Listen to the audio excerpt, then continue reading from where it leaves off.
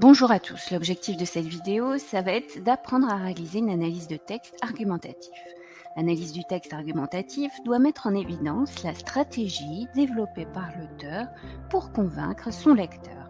Il est donc nécessaire de dégager le thème, la thèse soutenue, les arguments et les illustrations, ainsi que les liens logiques qui structurent le raisonnement. La situation d'argumentation dépend du contexte dans lequel le texte est écrit. Vous devez donc vous poser différentes questions pour appréhender ce texte. Quel est le thème mis en jeu par le discours? Qui en est l'émetteur? Qui en est le récepteur? Et la réponse à ces questions peut s'appuyer à la fois sur le contenu du discours, mais aussi sur l'interprétation du contexte, la date, l'auteur, le titre. Alors, dans cette étude de cas, vous avez un texte ici où l'émetteur, c'est Guy de Maupassant. Les récepteurs sont les lecteurs de ces journaux. Le thème, il s'agit ici de la construction de la Tour Eiffel et la thèse défendue, c'est que Maupassant exprime ici son mécontentement sur la construction de la Tour Eiffel. Et il le fait en utilisant des mots pour désigner cette tour qui sont dévalorisants. L'image affreuse et fantastique, ce monstre, il l'associe à un cauchemar qui hante et qui effraie. Donc ici, Guy de Maupassant s'élève vigoureusement contre la construction de la Tour Eiffel et exprime son mécontentement dans les journaux. Donc ça évoque aussi un petit peu le contexte de l'époque qui est décrit dans le film récent qui vient de sortir et qui s'intitule Eiffel. Ensuite, comment identifier la thèse défendue? Donc, on appelle thèse du texte l'opinion défendue par l'auteur, et cette thèse peut être explicite et exprimée clairement, comme dans ce texte de Rousseau sur l'esclavage. Ici, il le dénonce explicitement en disant que c'est nul, et il lui associe des termes dévalorisants comme absurde, illégitime, ne signifie rien. L'auteur affirme donc explicitement son refus de l'esclavage, répétant la thèse qu'il défend pour mieux convaincre son lecteur.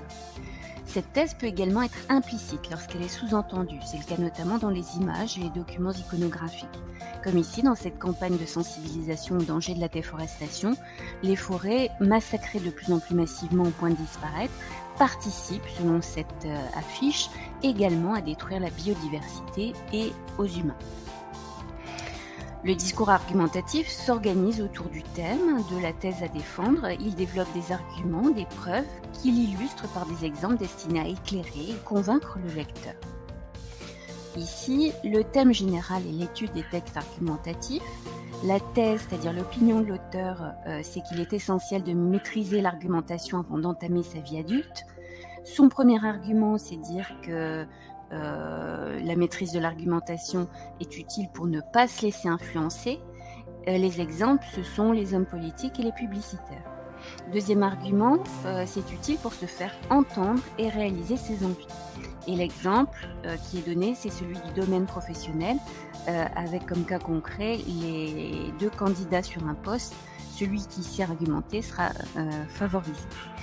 Alors, qu'est-ce qui nous permet de différencier arguments et exemples? Les arguments sont des preuves assez générales, alors que les exemples, eux, sont des illustrations, des faits concrets en lien avec l'argument. Et ils viennent illustrer concrètement l'argument. Donc, l'auteur appuie sa thèse sur un argument dont le poids est à son tour renforcé par un exemple. Ensuite, vous avez différents types d'arguments. L'argument logique, qui lui repose sur une logique cause-conséquence. L'argument du nombre, telle idée est valable car beaucoup de gens la croient valable. L'argument de valeur, telle idée est valable car elle est conforme à des valeurs partagées ou à l'éthique. L'argument d'autorité, telle idée est valable car elle vient d'une personne compétente et respectée. Il peut s'agir du locuteur lui-même. Et l'argument ad hominem, c'est l'inverse de l'argument d'autorité. Telle idée n'a pas de valeur car la personne qui la soutient n'est pas compétente. Vous avez également les registres de l'argumentation qui sont à maîtriser. Alors vous avez le registre polémique. Là ici, le but est de réfuter ou de refuser le discours des autres, de dénoncer un adversaire en cherchant à le discréditer. Le registre satirique, là c'est pour se moquer, dénoncer les défauts des autres par le rire. Et le registre didactique qui sert à instruire et à transmettre un savoir. Enfin, dernier point, l'analyse des procédés rhétoriques. Donc le texte argumentatif développe une opinion, un point de vue, et différents procédés rhétoriques viennent appuyer la thèse de l'auteur, comme l'appel au sentiment, l'ironie, le lexique valorisant ou au contraire dévalorisant, des figures de style comme l'accumulation, la Vous pouvez vous reporter à la synthèse distribuée en cours. Et vous avez également dans cette synthèse les différentes tonalités de l'argumentation et les procédés qui permettent de les identifier.